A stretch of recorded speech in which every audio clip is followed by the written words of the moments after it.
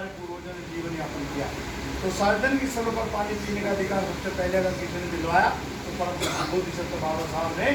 उन्हें सम्मानित साथी 1927 में आंदोलन करके चापदार तालाब पे, और वहाँ लाठीचार्ज में तो कांग्रेस पार्टी के लोगों ने ये कह दिया कि डॉक्टर B.R. अम्बेडकर आए रूढ़िवाद एक व्यवस्था को तोड़ने जा रहे हैं और यहाँ संघर्ष परिवर्तन जातीय संघर्ष हो सकता है, क्योंकि तो जिस स्थान पर चापदार तालाब पर इनका ये पानी पीने के लिए आंदोलन को करवा जा रहे हैं, अगर इन्होंने वहाँ पानी पिया तो जातीय संघर्ष हो सकता है। तो वहाँ पर पुलिस की व्यवस्था की थी। बाबा साहब ने जैसे ही वहाँ तालाब में हाथ डाल के ऐसे करके पानी पिया, बाबा साहब के ऊपर लाठीचार्ज, समर्थकों के ऊपर लाठीचार्ज हुआ, हाथ में चोट लगी, सर में चोट लगी, लेकिन धन्य परम पूज्य बोधिसत्व बाबा साहब जिन्होंने लाठी खाकर अपना हाथ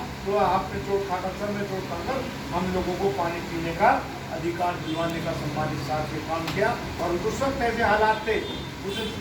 वक्त ऐसे हालात थे, वहाँ कुत्ते बिल्ली गधे घोड़े तो पानी पी सकते थे, लेकिन अनुसूचित जाति जनजाति के लोग यानी शूद्र समाज के लोग वहाँ सार्वजनिक तौर पर सम्मानित साथ से पानी नहीं पी सकते थे। बाबा साहब ने ऐसी अनेकों लड़ाई सम्मानित साथ से लड़ी। हालांकि बाबा साहब को भी मंदिर नहीं गए,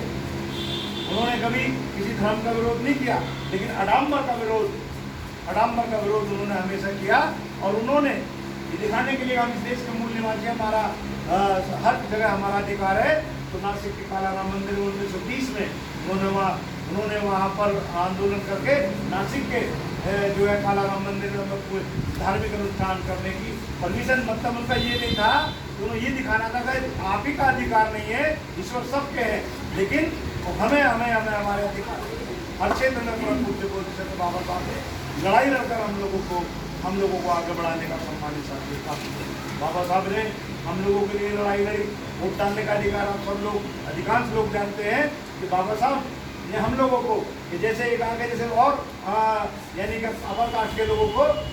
जैसे इनको पढ़ने का अधिकार है, लिखने का अधिकार है, वोट डालने का अधिकार है, तो हमारे समाज के लोगों को ये सब अधिकार होने चाहिए। गुलाम भारत में सम्मानित साथी हम लोगों को किसी तरह का कोई अधिकार प्राप्त नहीं था। तो उस वक्त ब्रिटेन से हिंदुस्तान को गवर्न किया जाता था, ब्रिटेन की सांसद से हिंदुस्तान को चलाया जाया करता था। तो ब्रिटेन के सांसद थे, उनके समय में 3 गोल्ड सम्मेलन सम्मानित साथी हुए 1930, 31 और 32 में।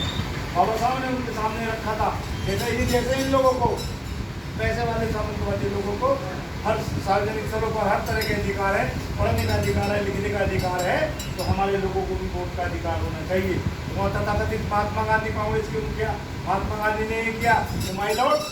के वोट का अधिकार केवल उसको होना चाहिए जो कम से कम 4 आने का लगान देता हो या जो मैट्रिक पास हो। बाबा साहब ने तर्कसंगत बात करके, बाबा साहब भी बैरिस्टर थे, बाबा साहब ने तर्कसंगत बात रखी कि माय लॉर्ड जब मेरे लोगों को पढ़ने लिखने का अधिकार तक नहीं है तो मेरे लोग मैट्रिक पास होंगे, स्कूल जाने तक का अधिकार नहीं है, और जब मेरे लोगों को पास देने की इजाजत नहीं है तो 4 आने का लगान और किसको और क्यों देने का सम्मान